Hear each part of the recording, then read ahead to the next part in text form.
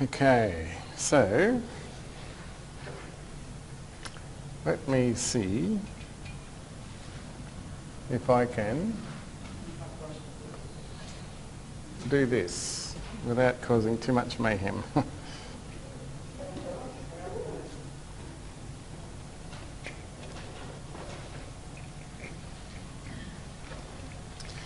So here's what's going on.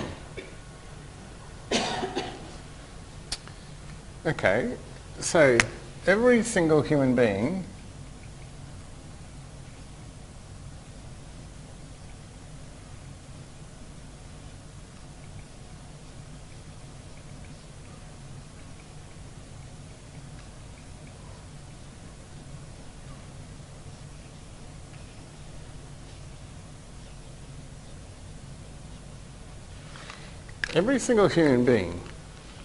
there's not a human being on the planet that I know of, and given that I don't know any, very many, this might be completely wrong, but if you think about it, as humans, we have models for every aspect of our lives.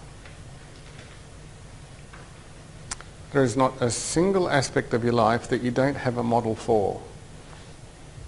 Now, we could just now go and say you have a model for relationships.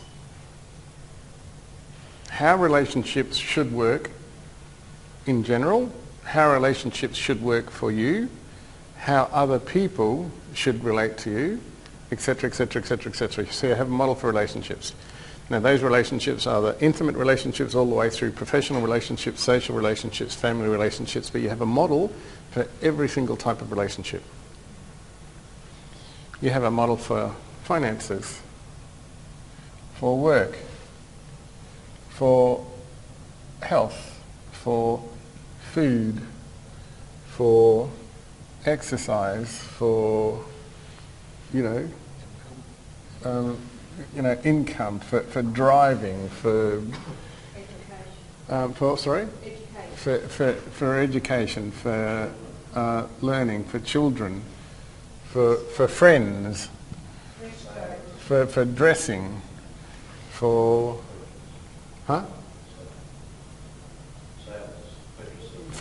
sales, for purchasing, for commerce, for living, for housing, for housework, for ironing, for, it goes on, it goes on.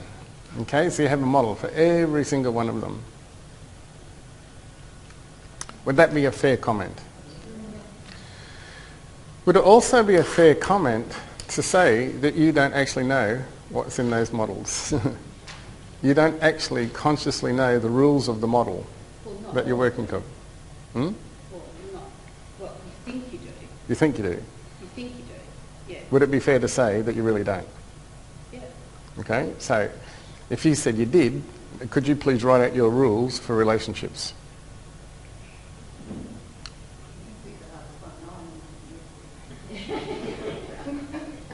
Oh, pick an easy one. What would be an easy one? Ironing. I've got one rule for ironing, somebody else does it. It's a pretty simple rule. Yeah, I see what you're getting at, because it's your rule. Yeah. Yeah, and we make up our own rules. Exactly. But you don't know what they are.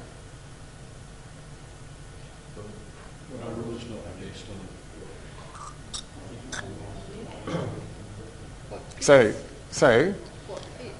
well, I don't know. Let me ask you. No, I mean, the rules generally are what fits within yourself. Yeah, but you don't know what they are.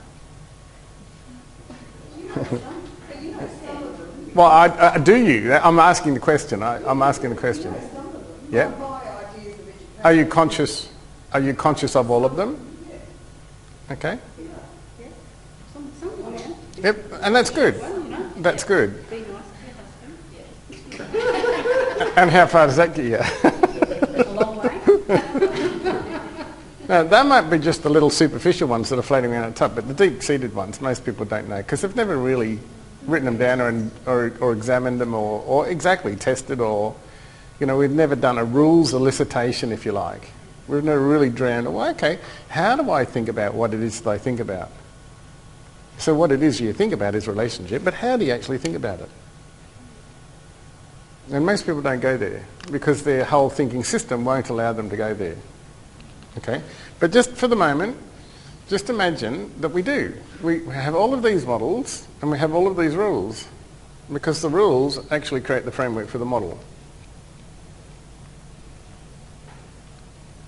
Now, here is where you want to be in any given context. So, this is the significant change that you want to make in the area of finance. Or this is the significant change you want to make in the area of wellness. Or this is the significant change you want to make in the area of personal freedom. Or this is the significant change you want to make in whatever, you know. Okay? So by definition, you're not there. So by definition, you're here. And here is not there. Is that okay? Well, just understand that we've got models that we operate from. Yep. And this is where we say that we want to be.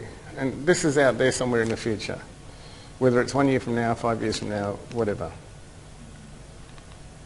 Now, the reason you are telling me, the reason why most people never achieve that are on the other side of the board.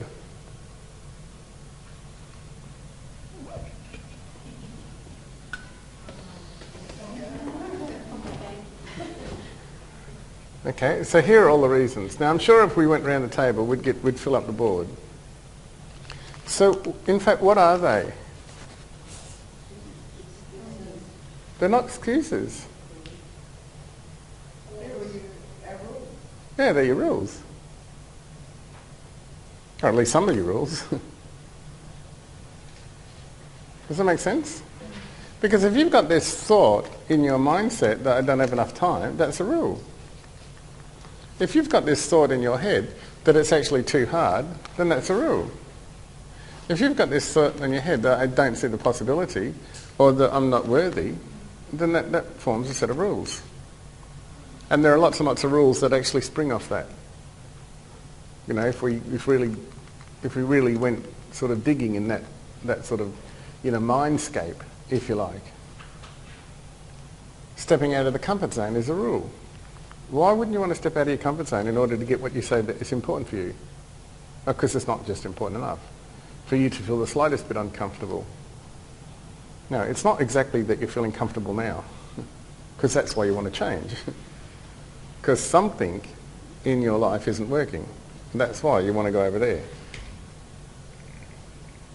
But I'm too afraid to go and get it. Because I'd have to step outside here. So, Haley put it right on the nutshell. The reason why people don't achieve what it is that they say, not what somebody else says you should do, you know, so we're not worried about that. But whatever you identify as important for you, yes, I'd like some more economic freedom, please, or I would like to be able to leave work in 2 years' time, or I would like to be out of debt, or, you know, whatever it is. The reason that they don't achieve it, now you think about all of the people that go and do things like this, you know, little workshop things like this, or little mentoring sessions like this, and then we can go from here, then we can go to a one-day workshop or an evening sort of seminar, and, you know, is it Carolyn Weiss that sort of says fear the feel and do it anyway? Carolyn Weiss or Carolyn Weiss, something like that. So let's go to one of her seminars and she'll say, well, yep, you know, basically feel the fear and let's get into it anyway. And then they go to weekend workshops, and then the personal self-help book thing at a bookshop somewhere is going to be huge. So it's not as if we're short of a few titles to read. It's not as if we're short of a few coaches. It's not as if we're short of a few, CDs and videos and DVDs on the subject matter. It's not as if we're short of any information whatsoever. So, of all of the people that say, yes, I want to move from there to there, and they actually take action, or at least they begin taking action. They go and they come here. I mean, that's action, isn't it? Why do so very, very few people actually succeed? Now, we're not talking about the people that are not interested in change anymore. We're saying, yes, sure, you have all of these rules in place and they're on the other side of the board. And yes, for me, it's stepping outside my comfort zone, and this may be, in fact, outside your comfort zone, because now you're going to get somebody like me that's going to quiz you to death, which is really uncomfortable, especially when you don't know these strangers. And I understand that. But of all the people that start the journey, why do so very, very few people succeed? Because they don't see instant results. Could be. Is there something more deep than that, at a deeper level? Is there something else going on?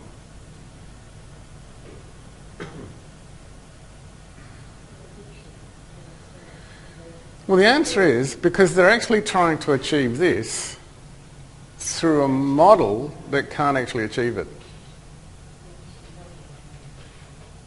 So what they never do, they go and do the coursework, but they never evolve the model.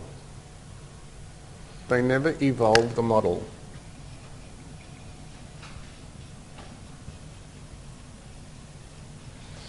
And if I'm using this model for finances, that destination isn't even on the map. What's on the map is be good, work hard, find a job and behave yourself. Okay? So they're trying to do that with belief systems that are setting up these models. They're trying to do that with emotions that are setting up these models. They're trying to do that with habits that are setting up these models. They're trying to do that with behaviours that are setting up these models. Here is how you evolve a model. You evolve a model by getting new information.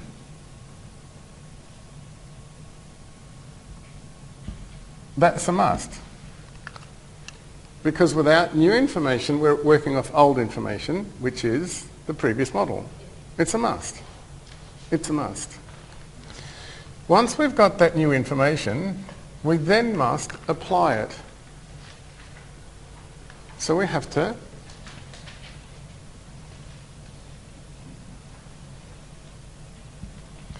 we've got to apply it.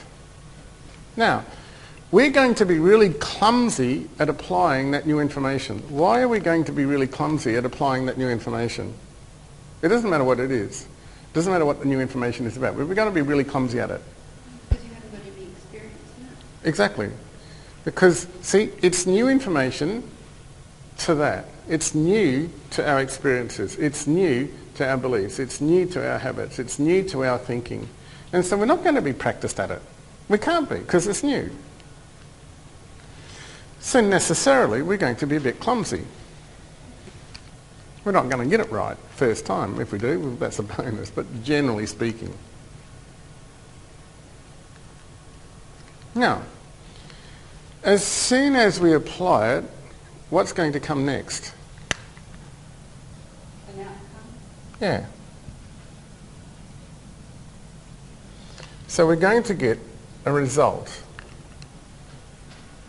Now, what happens if you get the result that you weren't actually intending?